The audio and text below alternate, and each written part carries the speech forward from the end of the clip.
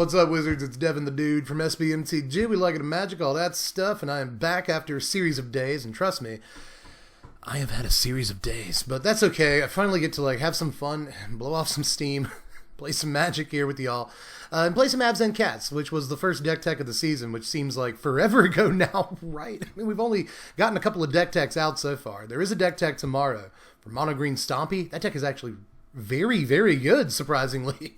Surprising even me. But today we're going to play some Abzan Cats on camera and see how this deck works after, the format has evolved 3 or 4 times. At least 3 times since I put this deck tech out. But it's still a fun deck to play. I like cats. Can't tell. There's one back there right now. So I've got 4 in this house somewhere, hiding, lurking. But, I'm a cat guy, so I like playing a cat decks, which means we're going to play a little Kahira, the Orphan Guard, as our companion. Now, if you haven't seen this deck tech yet, I'll leave it in the description, plus a bunch of other goodies down there. Just hit show more, you get the deck list, Patreon link, blah, blah, blah. All that biznaz, but obviously if we're looking to play a bunch of cats, Kahira should be our companion. We've got Cauldron Familiar plus Witch's Oven because it's cat tech. We put the cat oven thing in there. Johnny's Primate is a cat, plus it helps with all the life gain from Cauldron Familiar, and a bunch of other stuff in the deck like Birth of Melodus, which we can play out of our graveyard, with Luris the Dream Den, which by the way has lifelink for Johnny's Primate. You see how these things all work in tandem as a perfect unit? Vraska Golgari Queen looks like just a good Magic card, which she is, but this also helps us gain a little bit of life. We can sacrifice stuff and then just replay it with Luris to draw cards, so all that's is pretty good. And then Fraudland Felidar in the late game can be searched up with a Fiend Artisan, which might not be a cat, but it still gets a bonus from Kahira, so that's pretty dope. But it can be searched up with Fiend Artisan, and we just tap down, we just attack in, and then after attacks, but before blocks, we tap down all of our opponent's creatures, and they can't block, and we just win. So that's how this is supposed to work. Aside from that, there's a bunch of removal. Elspeth Conquers Death kills stuff forever, and also gets us back important things like Luris or Kahira or whatever, or a Vraska, Fraudland Felidar. There's all kinds of goodies. Good stuff for Elspeth Conquers Death to get old ECD to get back. And we've got Mythos of Nethroya. I'm gonna figure it out one day. Mythos of Nethroy in here, as well as a Heartless Act for a little bit of extra little removal, because why not? Why not do that? I mean, I guess we could play more cats or something, like 4th of Johnny's Primate, a Dread Malkin or something, but I like removal. This is effectively an Abzan mid-range deck that tries to either win in the early-ish to mid-game off of a good start, Cauldron Familiar into Bronze-Eyed Lion into Kahira. Yeah, pretty good start. And some slow decks can just die to that. It's entirely possible. But in other games, we're trying to go a little bit long and account for our opponent actually playing Magic cards against us with things like Heartless Act and Mythos of Nethroy. So, again, deck has been really fun to play, but as people solve this format, we're going to run up against more and more Yorion decks that are just better than our deck. They just are, but we'll see what happens in the on the play on Mount Garena today. Let's get in there and see what's happening. Here's a bunch of decks. You want to look at those for a second. A lot of them are just labeled new deck. Stompy is labeled new deck and has a picture of Vivian on it, but I'm not playing Vivian in that deck. I was originally going to, but now I'm not going to. Cats is way down here somewhere. Super way down here somewhere. Where? Oh, actually, are you all the way up here? Yeah, because I was just on you, so that's how Arena works, Dev. Figure that out. You did get a look at all of the decks, though, for just a second that are currently in the collection. But you'll probably end up seeing them all by the end of the season. I'm working on a bunch of stuff. But that's Ikoria, man. There's just so much crazy buck in this set. It's ridiculous. But, I mean, I think the format is, narrowing now. I have to do a tier list video relatively soon. Do we keep this? Opponent goes first? Yeah, it's fine. It's fine. Just Indot the Triome into Bronze-Eyed Lion, maybe. Or maybe we'll Heartless Act. Who knows? Depends on what we're playing against. Opponent takes a mulligan. Tabasco Fiasco. Really good username right off the bat. That's pretty hot. I should put on my microphone. Or my microphone. I should put on my headphones. Here comes a goose. Honking at us. Alright, well, I guess we'll Indot the Triome. Let's see what the Fiasco's got going. I actually think I may have played against Tabasco Fiasco a couple times, and it's always Jun Sack. So, and it certainly looks that way. Yeah, what do you got? What do you got? Oh, it's Sultai, or at least Sultai. It may be more than that. Okay, so we can Cat Oven this turn, and that doesn't look like the worst thing in the world. Bronze-Eyed Lion is okay, but it probably doesn't invalidate anything they play next turn. So, I don't know. I could always Bronze-Eyed Lion this turn into Kahira next turn, which I kind of like. I don't know that like Cat Oven is the best thing to do right now, but maybe. I mean, we can get another Witch's Oven down next turn and play Bronzehide then maybe. That might be good. We should probably tell our opponent that we're thinking. I'm not just being a jerk on my second turn of the game, but you know, you've already got a bunch of stuff down. I think I will go ahead and Bronzehide that. No, let's get it. Let's get the clock started, everybody. Let's get the clock started. They're going to be like, dude, it took you that long to throw down Cat Oven? It's like, no, I do have other options, I promise. Well, let's just, next in the turn. We're now, let's think about a turn 1 or 2 Witch's Oven, is that it dooms you to a life of, you know, having to pass every single thing. All right, Euro comes down. That's not so bad. That's not so bad. The first Euro is never terrible. I'm always like, okay, cool. You didn't skip your turn 3, but at least, like, you know, breathing room. That's good. All right, well, we get our first Cat Oven thing here. If they don't do anything else, maybe they have a 1-drop. Although they don't have any food, so like, what's up? What you doing? Right? See, I guess they're waiting to pass to their attack step. Because they could attack with Gilded Goose. Yeah, they're in between main phase 1 and attack step right now. Just like eyeing our Cauldron Familiar and Witch's Oven. Nice. I wonder if they're punishing us, like not knowing that we were actually making a decision. I tried to tell them we're thinking, oh my god, they just scooped. Well, alright. Cool. Cool beans. Good first game, y'all. People just scooped a Cat Oven. Still, to this day. I mean, I know we're playing in unranked right now, and like people just scoop to nothing. People scoop to nothing all the time in unranked. But man, that was actually like very comical that they looked back and forth from our Cauldron Familiar to our Witch's Oven like a dozen times or more, and then decided to scoop. That's you can't write like that, right? You can't write that joke. All right, so let's see if Mansky's got anything for us in this game. Well, maybe we'll actually play a game of Magic here. All right, Temple Garden plus Plains. We can play this Bronzehide Lion, but we can't play the Cauldron Familiar, which kind of sucks. But, you know, maybe we'll get an untapped Black Source turn 1, but then we probably won't be able to play Bronzehide Lion on turn 2 unless it's like an overgrown tomb, so issues, but whatever. We can eventually get to this Lurrus, and then everything's coolio, man. Alright, so Lurrus, and they started on a Temple of Triumph, so is this cycling? Are we playing against cycling? Or are we playing against the Sprite Dragon deck, which is really, really good. Oh, we did get an untapped Black Source, but it's a Swamp. I think I would rather get Bronzehide Lion turn 2. I guess we'll see here. That is an advantage. That's a weird advantage those two decks have. Is like turn 1, you don't know which deck it is. But man, both decks are good. The cycling deck is actually like very strong, believe it or not. Okay, yeah, it's the Mardu one. Okay, so that would usually signal cycling, but maybe it's just well, actually, that would usually signal cycling, but like that's not. We're just playing against Mardu Lurrus. Which, I guess is a deck. It's Bronzehide Lion here. It seems right.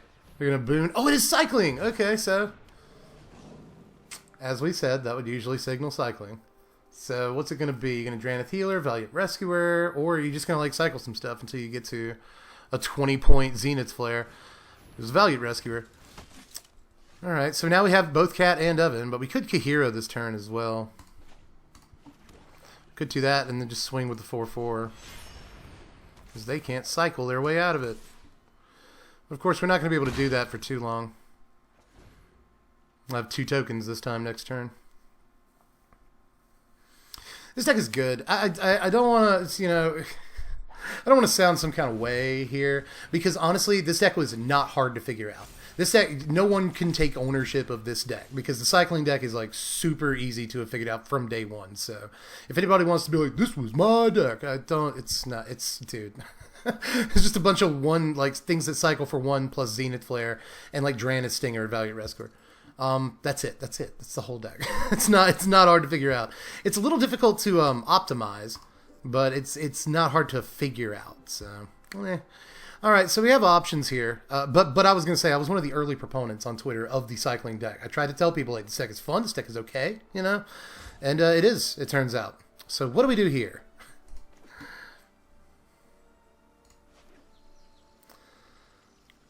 I will pay 2 life, slap down this Fronland Felidar,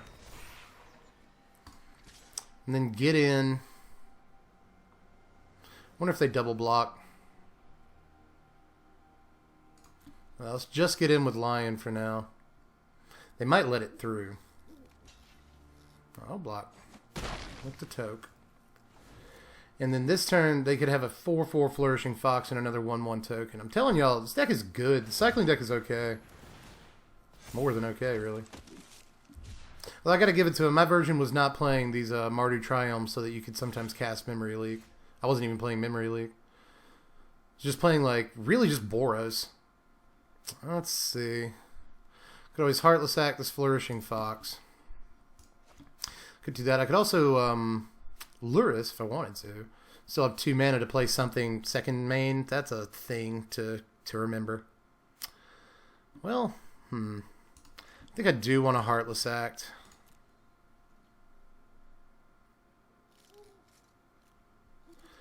Now, we could just get in for 4, 5, 6, 7, 8, 9, 10, 11 right now. We could do that and still have the mana to Cat Oven, which I think is correct, but they could probably cycle and get another token. So we're not going to deal all of this damage, but we're going to deal most of this damage. Let's tap down the Flourishing Fox, first of all. Let's do that. Wonder if they'll cycle something in response. No, not yet. Okay. Let's tap that down. It's like, I could just leave Bronzehide untapped. And they'll block with a token. They'll probably end up blocking with 2 tokens, take 3, go down to 13. That's not good enough. That's not good enough. Let's tap the token down. Make them work for that other token. Make them cycle. Seem to be stuck on lands, which is good for us. Yep, make a token. Cool, cool. Bam, bam, bam. Maybe I should have gone ahead and played Overgrown Toon untapped main phase. And had the mana to Heartless Act the token, because at this point we're kind of racing. Switches Oven. Cauldron Familiar. That'll block the Flourishing Fox, if nothing else. They decide to get Froggy. Okay, so we're feeling good, I think. I really don't like the idea of Zenith Flare here, but they have to get the lands, which is crazy they don't have them. They've been cycling like nuts. I'm going to main phase cycle here, because they need lands. All right, they get a tapped one. That's not great for them. It really isn't.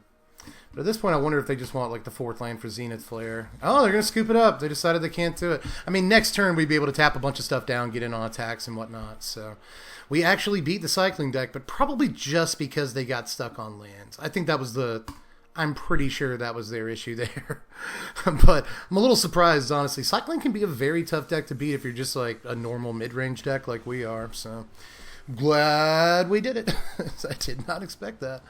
We've won 2 in a row, but they don't, you know, like the first one is not really a win. So let's try Unbroken Corvid here. Let's see. Fine opening hand. We get to go first. That's not bad. A lot of protection plus a turn 3 Luris that can eventually get back this Birth. So that's not bad. I guess I'll take it. Lead on Temple Garden. That's just in case we get a Bronzehide Lion next turn. I didn't want to lead on Swamp. Question, I might as well lead on a tap land anyway. Alright, so we can Birth of Melodus or Fiend Artisan this turn. Probably Birth of Melodus. Yeah. Well, I can Fiend Artisan this turn, drop the Kahira next turn, and get in for a whole 2 damage. It's not great. It's probably not good enough. Let's go ahead and Birth. Also could have held up mana for Heartless Act, but since we went first, I'm not prioritizing that as much.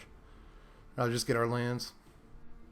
Make sure we're stocked up for the late game here.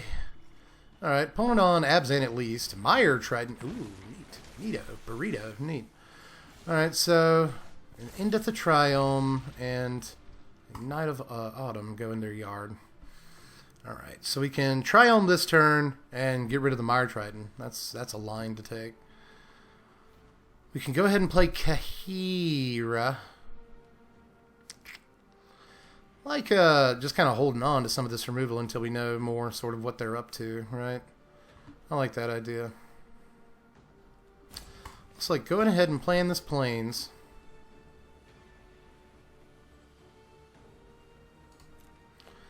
And then I'm going to end the turn. Probably let this Mire Trident kill our wall. Although it would be nice to have a creature to sack the Fiend Artisan. Yeah, I'll just take the 2 for now. Not that worried about it. And then, what you gonna do with your 3 mana? You're gonna Fiend Artisan. That's why you hold on to Heartless Act. Ladies and gentlemen. Destroy target. Fiend Artisan with no counters on it. Hit the yard, chump. Alright, so this toin, we got some more options. Alright, so I could probably untapped Overgrown Tomb, Fiend Artisan, still have mana left for Heartless Act, so that's a deal. I could always go ahead and Kahira and then like tapped Indotha Triome. That's an idea too. I could always tapped Indotha Triome, Fiend Artisan, Witch's Oven, which is not also terrible. See how many options this deck presents you in the early game? Early to mid, really. Let's tell our opponent we're thinking, man, we are roping a lot this video, aren't we? Aren't we, y'all? I'm going to go ahead and Fiend Artisan.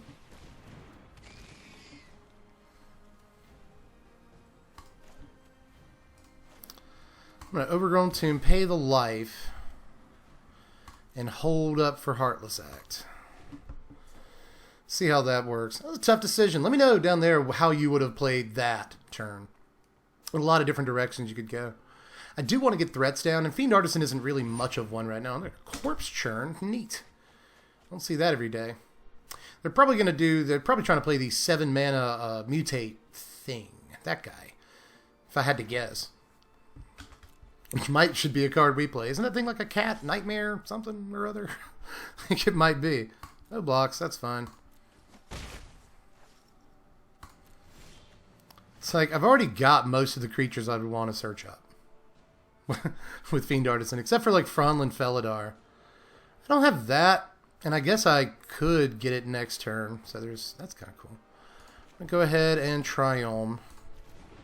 Don't want to cycle that just yet. Kahira.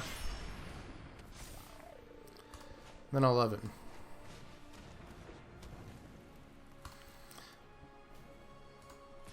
It's possible I should have Bronzehide Lion this turn and save Kahira till next turn. Definite possibility. But I wonder if our opponent, again, is stuck on lands. We know they have the Fiend Artisan. They're going to play Mire Triton. Good magic card. Certainly not bad.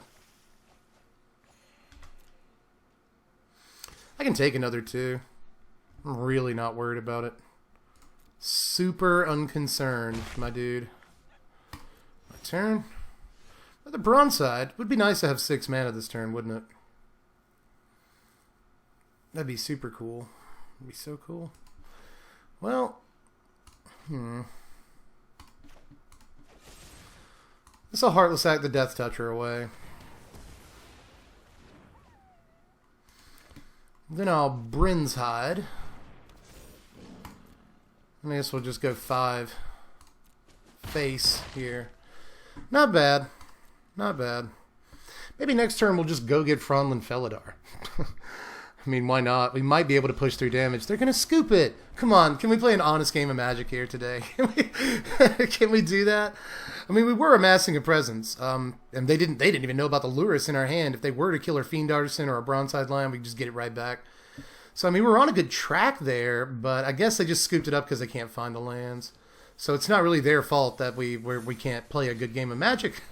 I mean, the deck is looking pretty decent, but, I mean, again, a lot of our opponents just aren't getting the lands they need, so don't know if it counts. I imagine the first like real game of Magic we get in against a Fires or a Yorion Fires deck, we're going to be in trouble. We'll see. Haven't seen much Yorion in unranked lately. Because people are trying to stay away from it. It's a safe haven from Yorion Fires.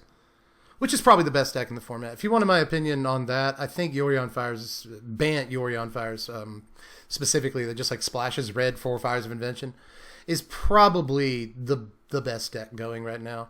Which I think is funny, isn't it? Right? When you think about it, that the companion that makes you play 20 extra cards in your deck, and therefore your deck costs 33% more to build. Isn't that funny? How that one's like the best one in Standard right now? It's funny. I don't know. But all I'm saying, you know exactly what I'm saying. Do we even get to play this game?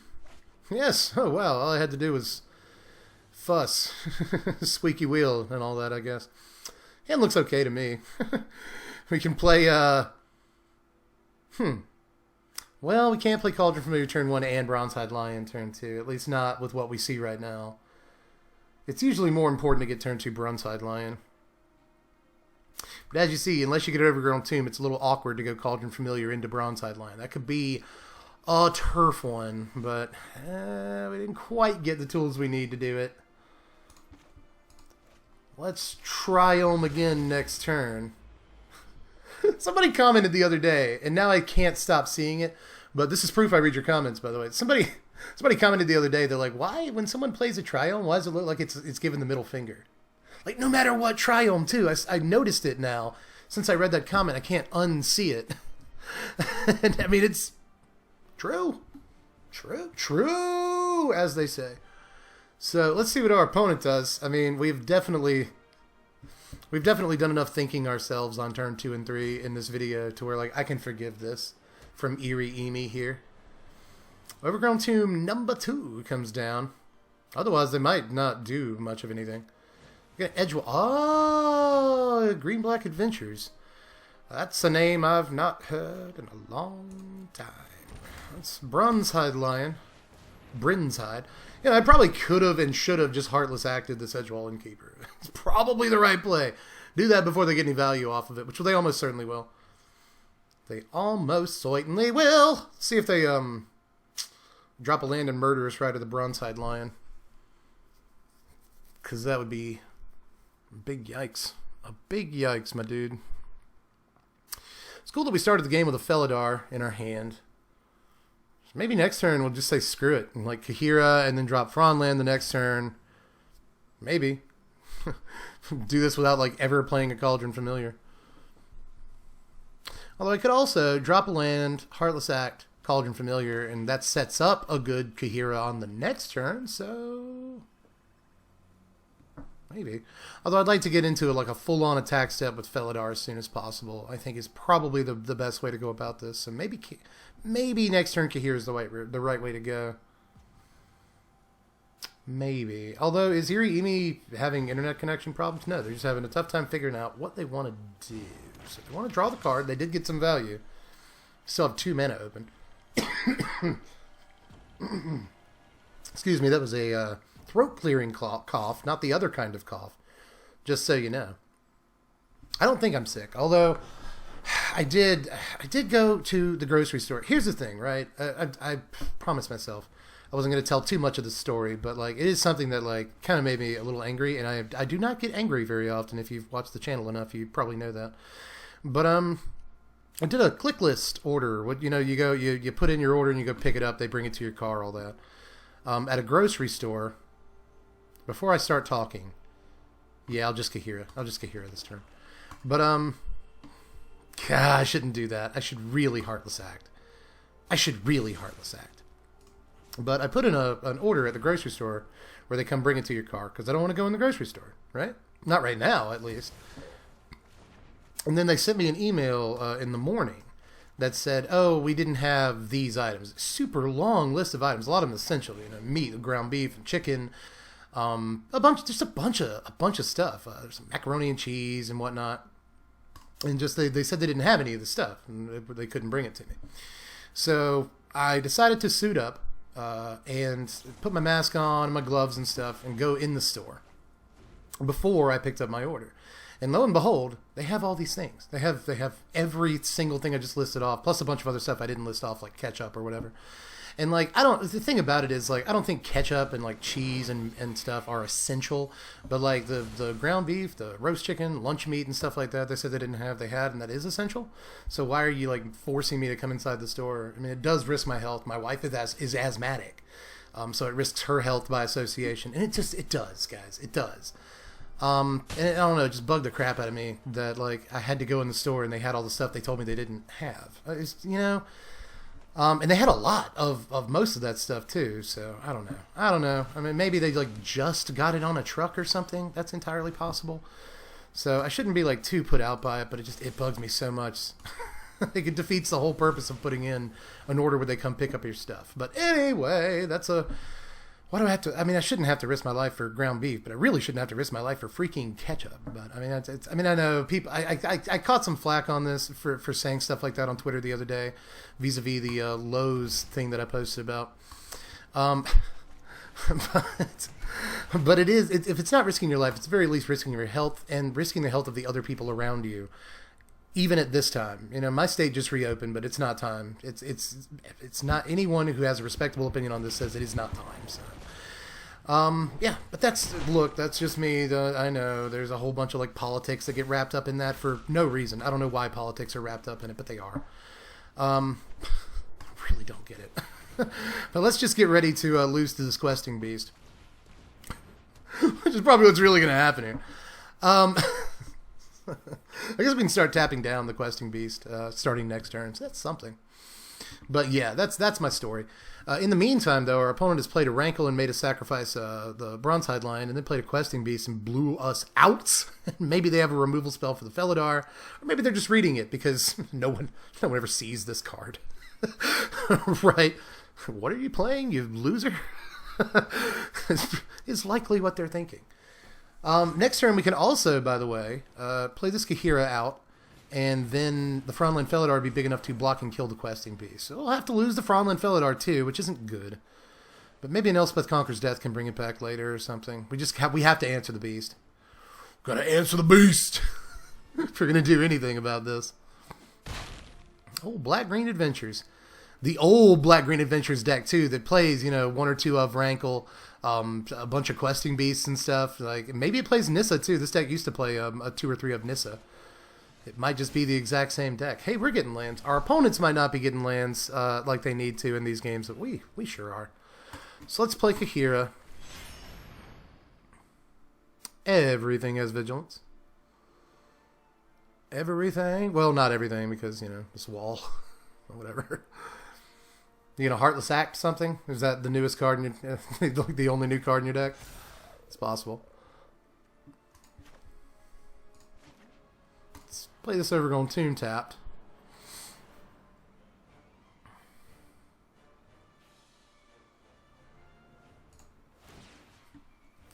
Ba ba ba ba ba ba ba ba ba ba ba.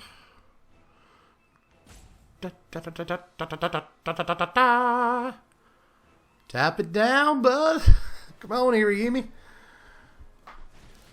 Oh, they're gonna trophy. Oh, that's terrible. Dumb. Alright. Alright. Cool. Yeah, I'll take that action. I guess it really doesn't matter, right? Does it? Well, I guess we don't have a whole lot of green, so well, why not? We got a bunch of everything else. Alright, I really don't like that. I really don't like that play. But maybe we'll get a Mythos of Nethroi or Elspeth Conquers Death. Which I don't even know if we've seen Elspeth Conquers Death in like any of these games so far. Let's not block for a turn. We have to next turn if we don't find an answer. I mean, we don't have to, but we should. Edgewall Innkeeper. They have no cards in their hand. We drew another land. Come on. Come on with the lands. You guys. With your bunk. Oh, no attacks. We got one more turn to solve this. But I don't think we can. Like, even if we get rid of Questing Beast at this point, still think we're sorry for sucking my teeth like that. I know some people are annoyed by it. But, yeah, even if we solve Questing Beast somehow, I still think we're more or less dead. Just to creatures on the board. Plus, they have an Edgewall Innkeeper down, so, like, every adventure creature is suddenly more cards. I wonder what that one in their hand is. I bet it's a land. I bet you're a land over there. Alright. It's going to be the moment of truth soon, y'all. What are we going to do? What are we going to draw? What are we going to draw? Brun's Hide Lion.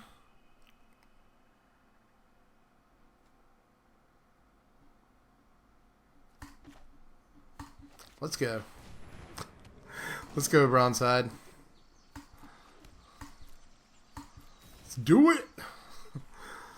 Well, take one, I guess. Maybe they... Well, I guess they will attack with Edgewall. Like, if we don't block Questing Beast, we die, so... Let's see what's up. They're going to read Bronzehide Lion. A lot of... That's why it's taken them a while to make some decisions in this game. They have no idea what cards we're playing. So what is any of this? Vraska. Watch out. Here comes a good card. They play nothing but good cards. What you got? What you got? You going to blow it up? Now I can't win? Is that what you're going to do? I just wanted to see if you knew to do that. Good game, opponent. We've lost our first one, everybody. Because we're technically 3-1 with this deck. I guess we'll get one more in. See if we go really 2-2. I don't count that first game. Uh-oh, we can buy a pack, everybody. I guess we'll do that before the video's out. I have very little gold or gems left. I had a bunch at the beginning of the season, but, like, there are a lot of mythics in this set that I want. That you have to have if you want to build, like, fun, good decks. So I've really spent, like, all of my reserves. Excuse me. Opponent goes first. What did we go first once in these 6 games that we played, I think? So, that's fun. Yeah, I'll take it. Why not? Why not? Why not? I guess we can turn 1 Triome is probably what we'll do. Turn 2 Artisan. Fervent Champ. Uh-oh. Uh-oh. They're going to test us. We're going to lose. We probably will, honestly. We went second against Mono Red Aggro. Almost any deck loses to going second against Mono Red Aggro. Almost. Don't get crazy on me. But Mono Red Aggro going first and getting Fervent Champion is good. Although it's not Mono Red, we've just learned. It's Black Red. This deck. It's Black Red, this deck. The Knights. Boogie Knights, as they say.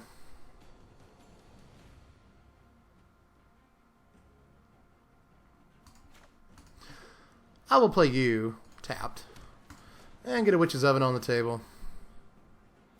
Go down to at least 13 next turn, which will not be fun.